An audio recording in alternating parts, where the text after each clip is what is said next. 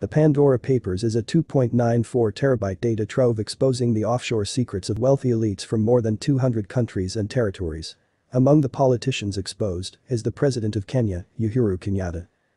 The secret fortune of Kenyan President Uhuru Kenyatta's family grew offshore while he waged an anti-corruption campaign.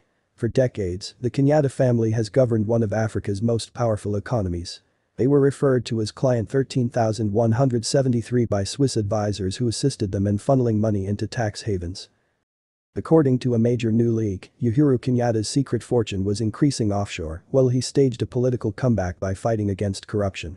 Last October, President Uhuru Kenyatta took the stage in Kenya's parliament to deliver his annual State of the Nation address, acknowledging that too many Kenyans live in poverty and that too many officials plunder the country's public funds. The 59-year-old Kenyatta, the son of Kenya's first president and the leader of one of Africa's largest economies, urged lawmakers to join him in the battle against corruption, emphasizing the centrality of openness, accountability, and good governance as the pillars of sustainable development. Kenyatta's family, meanwhile, has been quietly amassing a personal fortune behind offshore business veils for years, according to a vast trove of newly released documents. According to records obtained by the International Consortium of Investigative Journalists and shared with more than 600 reporters and media organizations around the world, Kenyatta, his mother, sisters, and brother have shielded their wealth from public scrutiny for decades through foundations and companies in tax havens, including Panama, with assets worth more than $30 million. The records from the Panamanian law firm, Ailman, Cordero, Galindo, and Lee, Alcagal, show that the family owned at least 7 such entities, 2 registered anonymously in Panama and 5 in the British Virgin Islands. One British Virgin Islands company owned a home in central London, according to the records, and 2 other companies held investment portfolios worth tens of millions of dollars. The Kenyatta's offshore wealth, revealed here for the first time, represents part of an estimated $500 million family fortune, amassed in a country where the average annual salary is less than $8,000 a year. The family began to accumulate much of its offshore wealth while Uhuru Kenyatta was a rising political star. 2 offshore companies were created during an investigation into alleged looting of the public treasury during the watch of President Daniel Arap Moi, Kenyatta's former political patron. Every year, the president is required by Kenyan law to submit a list of financial interests to the Ministry of Finance. Kenyatta and his family did not respond to queries for information, including if he declared or was required to declare any offshore holdings. The Pandora Papers, a collection of more than 11.9 million records from 14 law firms and other service providers based in the United Arab Emirates, the Seychelles, Panama, Singapore, and other tax havens, have revealed details of the Kenyatta family's offshore fortune. The study uncovered the assets of 35 current or former world leaders, including Jordan's monarch, the Czech Republic's prime minister, and Kenyatta's African counterparts, Ali Bongo Ondimba of Gabon and Denis Sassou Nguesso of the Republic of Congo. The discovery that Kenyatta and his family owned Panamanian foundations and a string of shell companies provides a jarring contrast to Kenyatta's projected image as a transparency advocate. Documents show that the expansion of the Kenyatta's offshore holdings coincided with Uhuru Kenyatta's political rise, with increasing the layers of secrecy to shield the family's wealth from scrutiny, even as Uhuru solidified his role as a man of the people. In the Pandora's paper, the Kenyatta's family was referred as Client 13,173.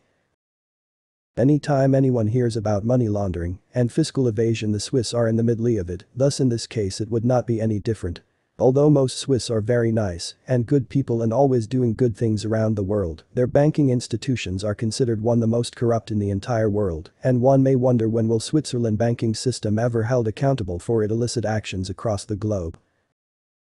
One of the largest private banks in Switzerland, Union Bancaire Privée, advises some of the world's wealthiest people on how to manage their money. Its 8-story glass headquarters overlooks Lake Geneva and the nearby Prada, Versace, and Montblanc storefronts. Union Bancaire Privée, like other private banks, frequently collaborates with law firms in the British Virgin Islands, the Seychelles, and other secrecy jurisdictions to set up, register, and maintain shell companies. Companies with no real operations that list paid stand-ins as corporate officers on official paperwork, and other entities that help clients hide their ownership and wealth. Some offshore clients are private citizens seeking to avoid taxes in the country where they live or acquire their wealth. Other clients are politicians and public officials who are called politically exposed persons in the trade because their wealth is deemed more likely to stem from bribery or other forms of corruption. According to records, Othmane Nam, a lawyer with Union Bancaire Privée, contacted Panama offshore specialists to help create a new charity called the Varies Foundation in July 2003. The foundation was created to administer and protect wealth for its beneficiaries, much like a trust. The foundation's beneficiaries are named in draft bylaws from July 2003. Uhuru Kenyatta and his mother. Records suggest that Union Bancaire Privée afterwards assisted in the management of a foundation for Uhuru's brother, Muhoho. Invoices from alcohol in Panama to the bank show that the Swiss advisors referred to the Kenyattas with a code. Client 13173. As with trusts and foundations offered elsewhere, including Belize, also South Dakota and Nevada, Panama foundations can be designed to allow families to transfer wealth from one generation to another, tax-free. Typically, an individual, or founder, transfers assets, such as a bank account or real estate, to the foundation, which becomes the asset's legal owner. Panamanian foundations are prized, like trusts, because those who create them, the true owners of the assets, are not required to register their names with the Panamanian government. That secret remains with their lawyers. Any breach of confidentiality laws carries a jail sentence of up to 6 months, the same sentence imposed in Panama for certain categories of child abuse. According to a World Bank study, foundations are a common tool to mask dirty money. Ferdinand Marcos, autocratic president of the Philippines, is alleged to have stolen billions of dollars while he ruled the country from 1966 to 1986, funneling millions through a Panamanian foundation. The Kenyattas also have offshore shell firms, according to the Pandora Papers. According to documents, Muhoho Kenyatta held 3 properties in the British Virgin Islands. In 2016, one had a bank account with a $31.6 million investment portfolio, while another had unidentified investments with a London bank. Ngina Kenyatta and her 2 daughters owned shares in Millrun International Limited, a British Virgin Islands firm, from 1999 until 2004. According to records, the sisters used the firm to purchase a London apartment in the posh Westminster neighborhood. Following elections in 2007, a sharply divided Kenya was under another coalition government and, with part of the family fortune secreted offshore, Uhuru Kenyatta mounted a comeback, assuming a new political persona. The populist had become an anti-corruption reformer. In public, Kenyatta vigorously espoused transparency, and anti-corruption activists praised him for his fight against graft. When he ran for president a second time, in 2013, he toured the country, repeating 7 key pledges including food, water and electricity for all. He also promised security on the nation's restive border with Somalia and stringent anti-corruption measures, including new laws and agencies to probe and punish wrongdoers. It is time to get tough on those who seek to use their positions of power for their own personal gain, a coalition of 4 political parties, including Kenyatta's, declared in their coalition manifesto. That year, at the age of 51 and after decades of grooming, Uhuru Kenyatta was elected president.